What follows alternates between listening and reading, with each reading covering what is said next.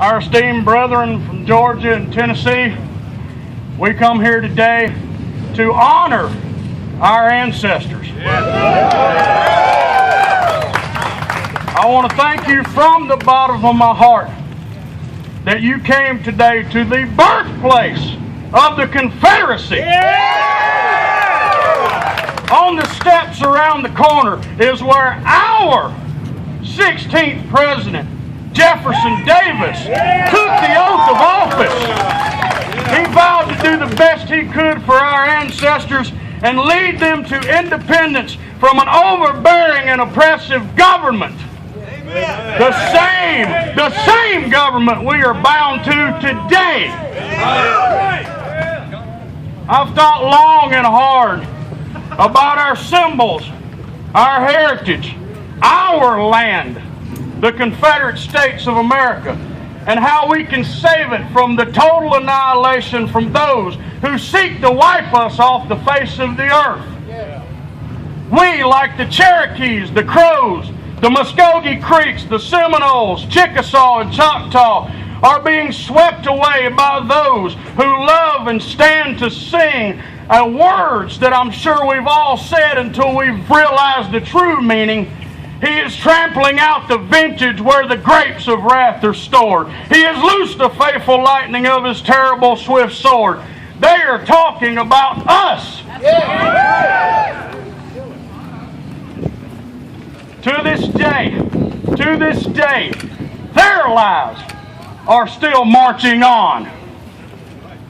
To this day, we are inundated with graven images of the Lord of their Union, their 16th president, Abraham Lincoln. The man who dared to tax our ancestors out of house and home. Yes. The man hell-bent on destroying the Constitution. The man who invaded a sovereign fledgling nation because he knew that without us, God-fearing, honest Southerners, the Yankee nation to our north could not and would not survive. He got our houses, he got our homes with his war criminals Sherman and Grant. Yes. He intentionally started a war so that he and his cronies in Washington could prosper at the hands and the backs of Southerners. Yes. He became a traitor-in-chief to the United States and murdered hundreds and thousands of our forefathers. Yes. Come on. My ancestors are simple farmers from Alabama, Georgia, and the Carolinas. Yes. They were not rich enough to hire people to tend the land, nor were they rich enough to buy anybody to tend their land. They were sons and daughters of Scottish, Irish, English, Swiss, Dutch, and German immigrants who were seeking a better life. Many of their fathers fought against the British in our first war for independence. Amen. And their sons fought for our independence in the Second War of Independence. Yeah. My ancestors fought for what they knew was right. Amen. To defend their homes and firesides from men like Butcher Butler, from Rousseau Strait, and the drunkard Grant himself. Amen. They died making sure that their own sons and daughters could live without a foot upon the necks from a president who would control their every movement, their every thought, and every word that came out of their mouth. Does that sound familiar? There's a reason that our motto in Alabama is Animus Jura Nostre Defendere, because we dare defend our right.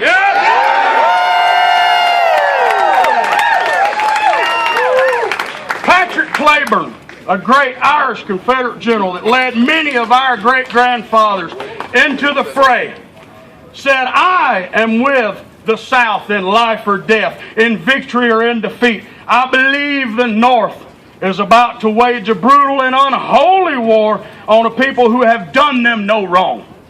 In violation of the Constitution and the fundamental principles of government, they no longer acknowledge that all government derives its validity from the consent of the governed. They are about to invade our peaceful homes, destroy our property, and inaugurate a servile insurrection, murder our men, and dishonor our women. We propose no invasion to the north, no attack on them, and we only ask to be left alone. Jefferson Davis said right behind me on the steps around the corner almost 155 years ago, "We have entered upon the career of independence, and it must be inflexibly pursued." Through many years of controversy with our late associates to the northern states, we have vainly endeavored to secure tranquility and obtain respect for the rights to which we are entitled. As a necessity, not a choice, we have resorted to the remedy of separation, and henceforth our energies must be directed to the conduct of our own affairs and the perpetuity of the Confederacy which we have formed. If a just perception of mutual interest shall permit us peacefully to pursue our separate political career, my most earnest desire will have been fulfilled.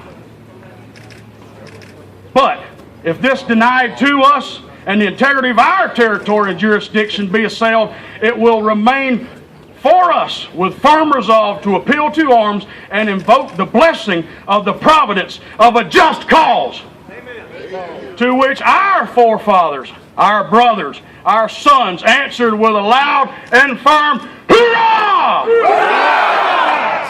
Our women tended the farms. They raised the families and kept the home fires burning for a long 4 years.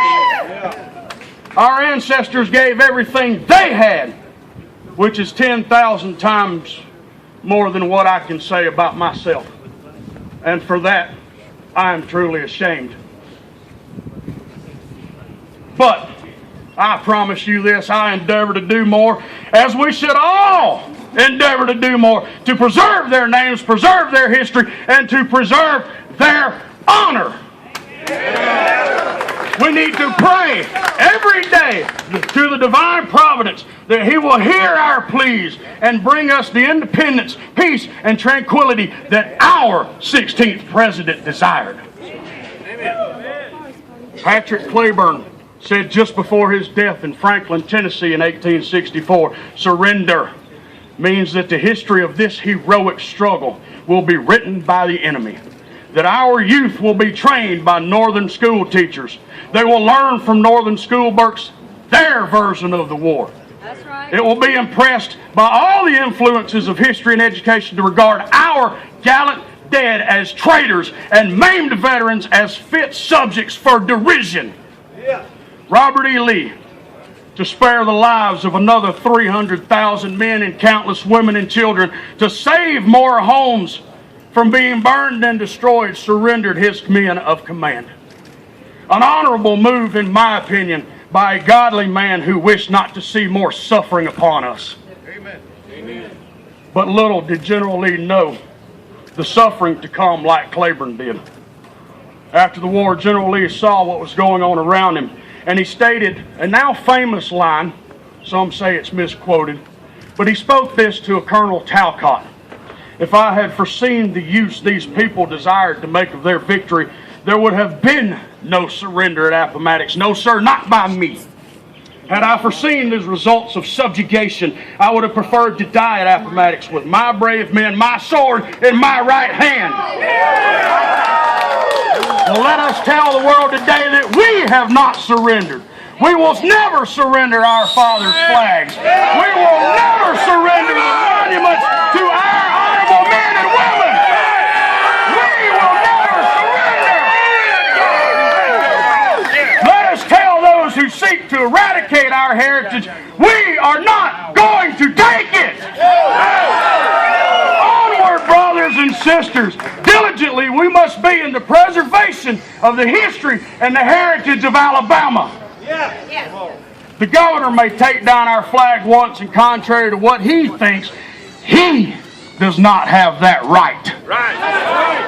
I refuse to be a third-class citizen because of political correctness. And I'll tell you this right now, once these flags come up, he will never take them down again.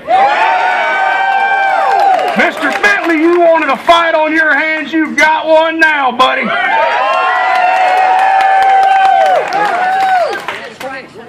General Stephen D. Lee, Commander-in-Chief of the United Confederate Veterans.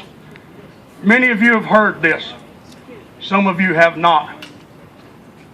And I'm going to add one word because I believe it fits us today. All of us. He gave the charge to the next generation of Southerners.